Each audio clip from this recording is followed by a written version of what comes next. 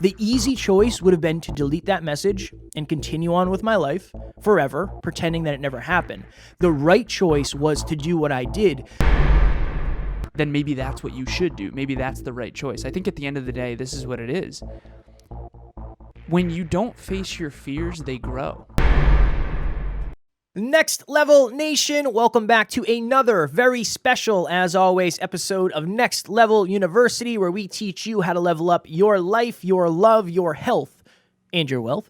We hope you enjoyed our latest episode. It was number 951, Sunday's episode, How You Look at Yourself Might Be Hurting You. Today, for episode number 952, the easy choice versus the right choice. Happy Monday.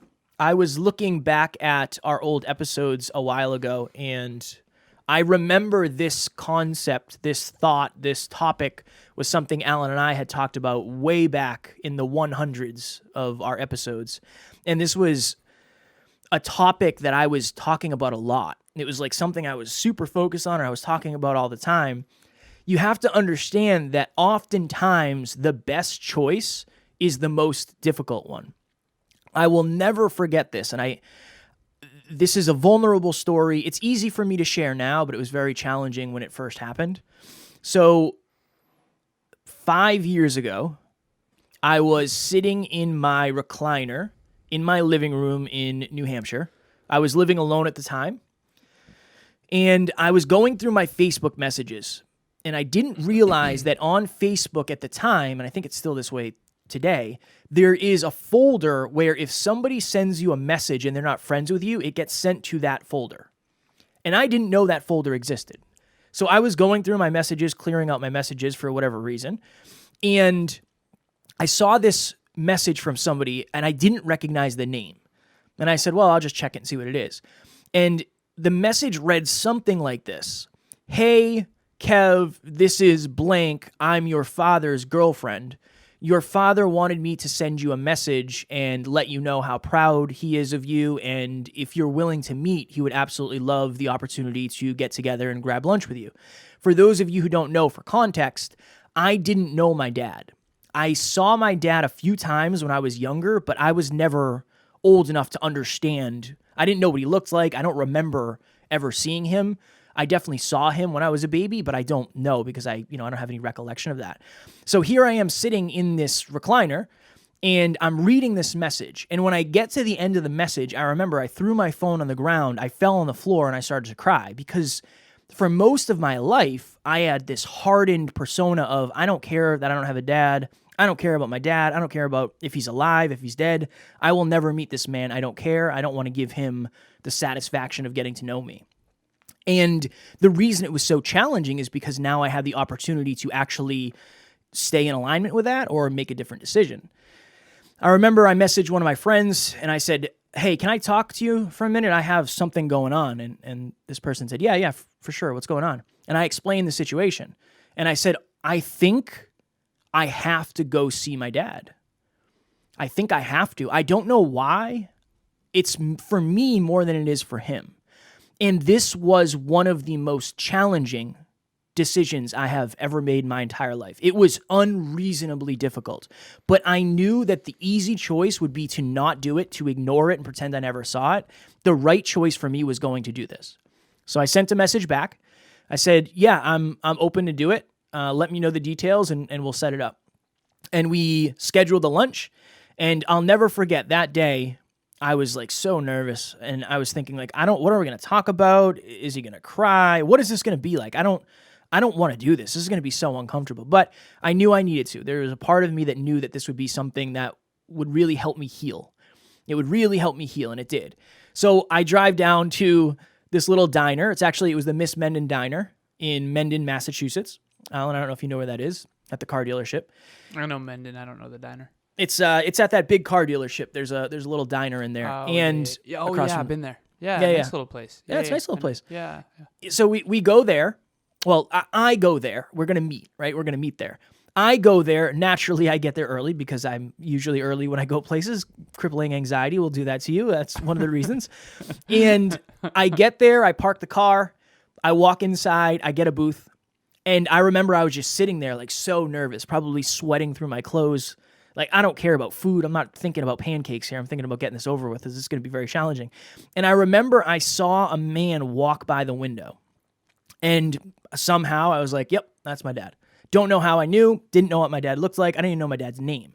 So I saw a man walk by the window and I said, yep, that's my dad. Here we go. And he came in. Somehow he found me. I don't know how. I don't know how he knew what I looked like either. I guess maybe on Facebook.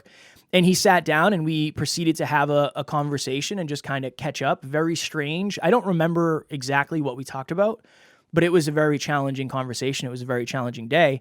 That was one of the most difficult things I've ever done in my entire life. But it also gave me a new level of courage. The easy choice would have been to delete that message and continue on with my life forever, pretending that it never happened. The right choice was to do what I did, not from a place of appeasing him. That's not what it's about. It's about healing something within me and proving to myself that I'm capable of facing such a difficult mirror. Then I went and did it. I ended up seeing my dad that time, and I think 2 other times after. I have healed a lot of that anger that I had, for sure. I understand and empathize with my father at a deeper level that I never thought I could, because if you're not expecting to have a child, the way you react is going to be different. And did my dad react in the best way? No. But can I understand why he reacted the way he did? Yes. I have empathy and I understand at the level that I can, which has allowed me to give some level of forgiveness. And that has changed my life. So there's a lot of things that you're going to get the opportunity to say yes to that you might say no to. What are the things in your life that you are avoiding that you know would be better? You know would bring you some sort of progress, some sort of relief, some sort of closure, but you keep running from them. And I guess the deeper question is, how can you convince yourself to do it? I had a friend who said, hey, do you want me to come with you? And I said, no, I have to do this by myself. But I appreciated the support. Ask somebody for help. Ask somebody for advice.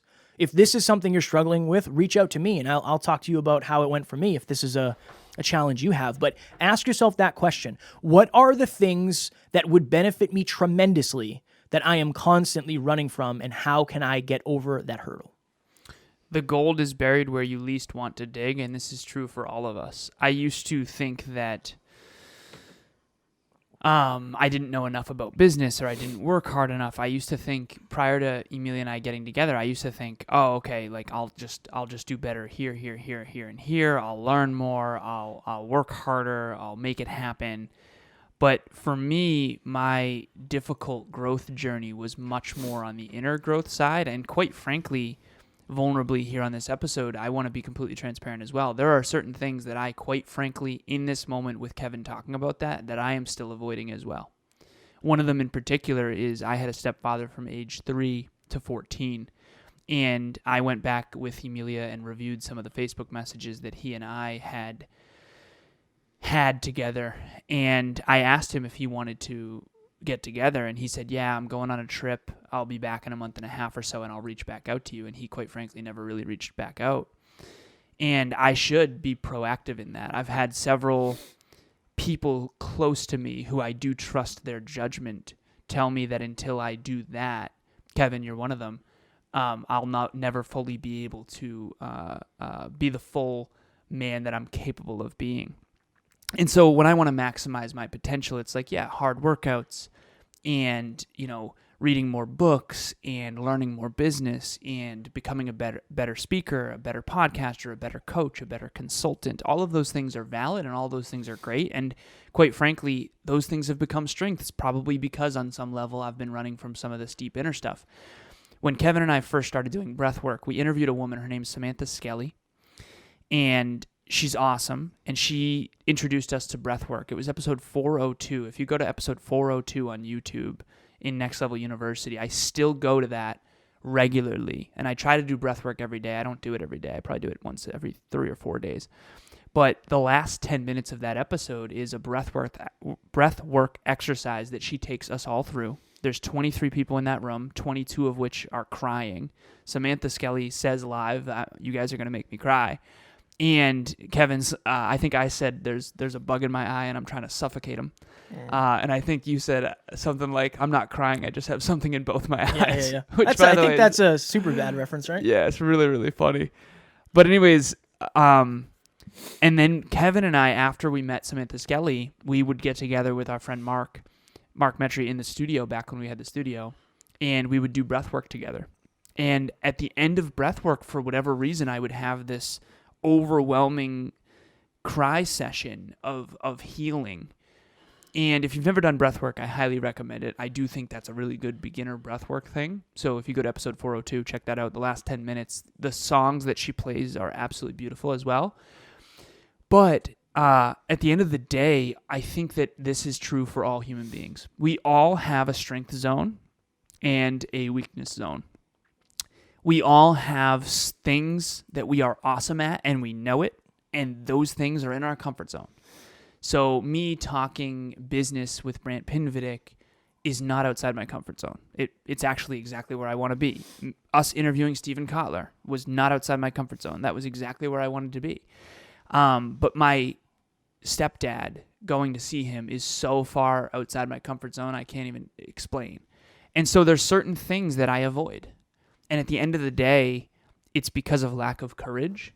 It's because of trauma from my past. It's because I'm scared, but maybe don't want to admit it. And so whatever it is out there that is the right choice versus the easy choice for you. Maybe for you, the talking to Brant about business would be outside your comfort zone. Maybe interviewing Stephen Kotler about neuroscience would be outside your comfort zone. Then maybe that's what you should do. Maybe that's the right choice. I think at the end of the day, this is what it is. Hi, my name's John Laurito, and I just wanted to give a big shout out to Kevin Palmieri. I had reached out to him. He had been referred to me when I had shared with a friend of mine some interest in doing a podcast, and he said, you've got to use Kevin. He's fantastic.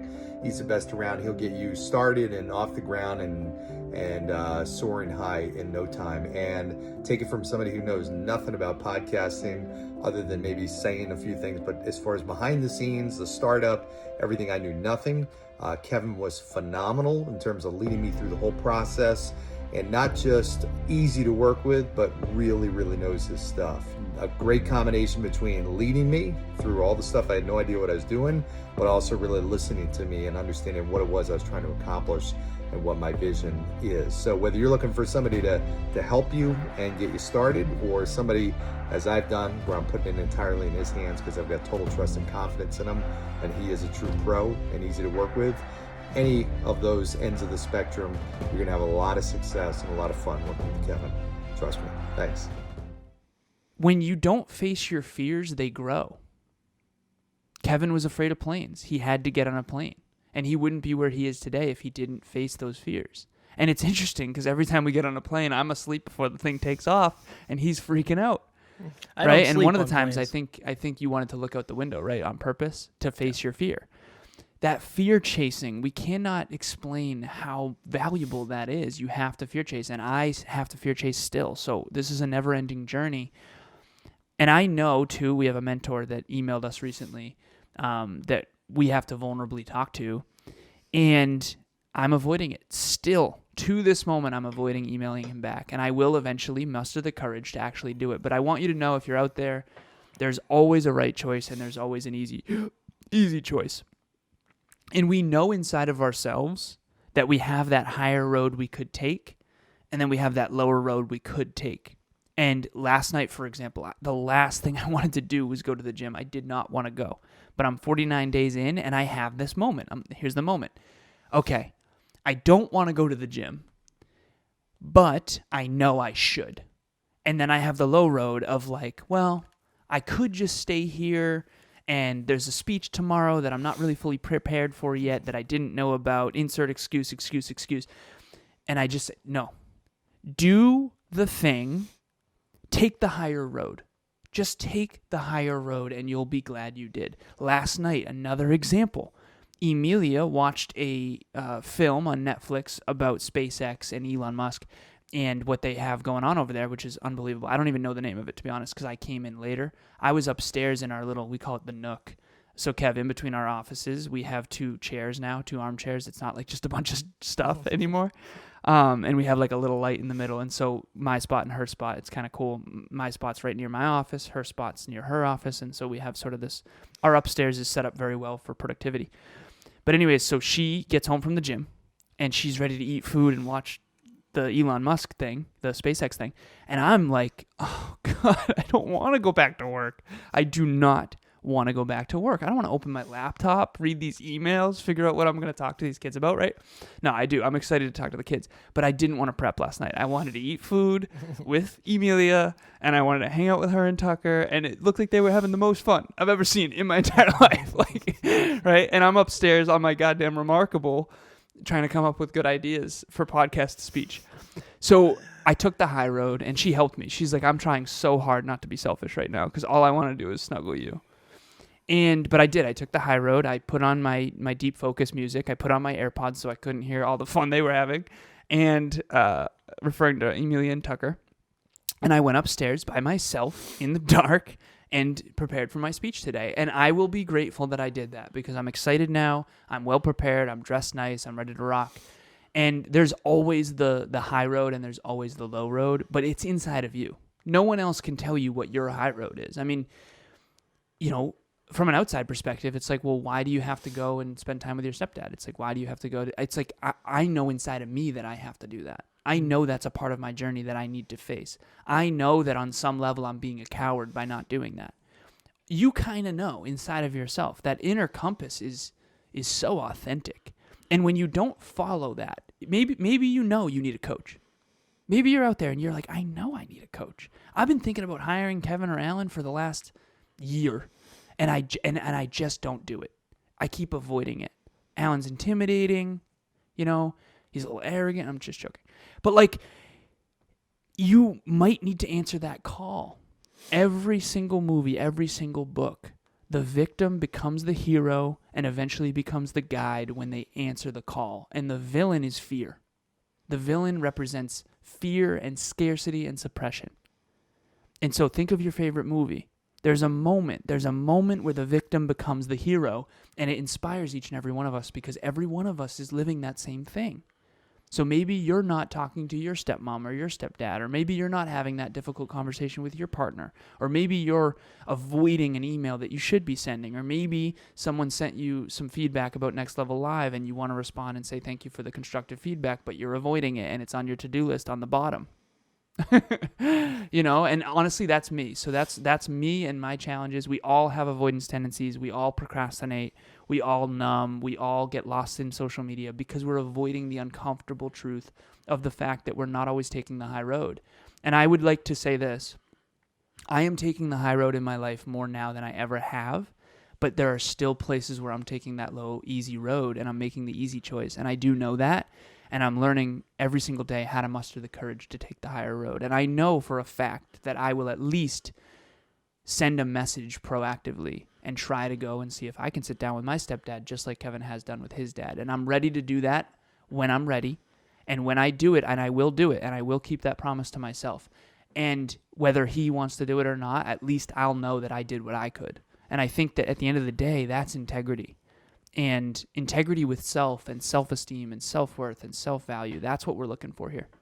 And I'll just give one extra layer for people. You got to believe it'll be worth it. I think that's the challenge for most people is if you don't know why you're doing it or you don't know what's going to come of it, you might not think it'll be worth it. And I can tell you, and I told Alan that, I said, I don't know. I just know it'll be worth it. I guarantee it will. I know it was for me and it unlocked something in me. So I think it'll unlock something in you. Next Level Nation, as you know, for the entire month of April, we are doing a giveaway. If you leave us a review on your podcast platform of choice, screenshot it, send it to myself or Alan, wherever, email, Instagram, Facebook, wherever you can get it to us, snail mail for all I care. We will enter you in a drawing to win a $100 Amazon gift card. At the end of April, we are going to pick one lucky winner. We will send that off to you. When you buy something, you look at the reviews because you want to know the experience that other people have had with that product. Podcasts are no different. So by leaving a review, you will help us help more people like you. So please, please, please take a minute out of your time to do that if it is aligned. We have a monthly meetup coming up. I actually don't know the exact day. I want to say it's May 5th. May 5th, Can you yes. double check for me, Kev? It is. The monthly meetup is on May 5th at 6 p.m. or 7 p.m.? 6 p.m. Eastern Standard Time, 6 to 7. Okay, from 6 p.m. to 7 p.m. Eastern Standard Time on May 5th, we will be hosting our monthly virtual meetup. And this will be on what we refer to as the manifestation equation. We actually just improved it. It is 8 steps. If you were to open the NLU team dashboard, you can't because it's private, but everyone on the NLU team, there's a sheet in the NLU team dashboard that has the manifestation equation. It has 8 steps. Set intention, visualize and emotionalize, pay attention, strategize. If you want to make your dreams become a reality, there is a formula to do that. In this meetup, you are going to learn that exact formula, and you're going to figure out, quite frankly, this is what I've found. There are certain people who have some of the steps completely locked down. They're like, yeah, awesome at those steps. There's always a kink in the hose. So when you have a hose and water flowing through it and there's a kink in it, if you were a kid and you played in the sprinklers or anything like that, and there was a kink in the hose, it stopped the flow. If you want to flow in your life and manifest your dreams, you're going to have to figure out which ones of those steps are your weaknesses and actually go to work on them. You cannot fix the car if you don't know why it's broken. And so you're not broken. I don't mean to say that, but there is some of these steps that I promise you are not doing well, just like me. I know which one mine was. There's a step called strict alignment, which is saying no to the person's, places, things, and ideas that are outside of alignment. Saying no was my weakness. I was saying yes to everybody and everything, and I was serving others at the expense of myself and at the expense of my own dreams for too long, and I've really flipped that on its side. And then another kink in the hose is what we talked about today, which is going and facing those fears. So come to the monthly meetup, identify this equation, figure out which steps you're good at and which steps you're not, and then finally unkink your hose so that you can manifest your dreams. Next Level Nation tomorrow for episode number 953. I lost it for a second. It is last week's live podcast, How Your Growth Affects Your Relationships. We got some really good feedback on this one from the live perspective, so make sure you check that one out. As always, we love you, appreciate you, grateful for each and every one of you. And at NLU, we do not have fans, we have family. We will talk to you all tomorrow. Please reach out.